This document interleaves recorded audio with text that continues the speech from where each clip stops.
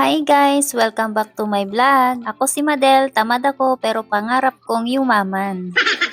Samahan niyo ako today habang maglilinis tayo ng hotel bathroom dito sa Canada. Unang-una, dapat handa na ang cleaning supplies, gloves, towels, at syempre dapat organized para mabilis ang trabaho. Unang-una ko palang nililinisan ang toilet, dapat malinis ng mabuti, pati yung mga areas na madalas hindi napapansin.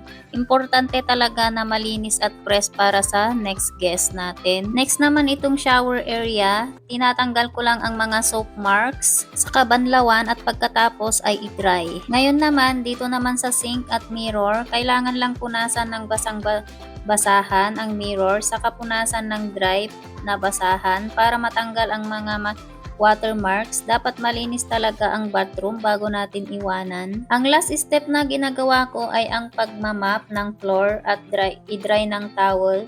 Saka ayusin ko na ilagay ang mga towels at toiletries. Bago iwanan ang bathroom, kailangan i-double check para siguradong walang nakaligtaan. And that's it! Tapos na naman, nakapaglinis ng bathroom. Hindi madali ang trabaho, pero kapag nakikita mong malinis at maayos na lahat, nakakatuwa rin. Thank you for watching mga ka-vlog. See you next video. Bye!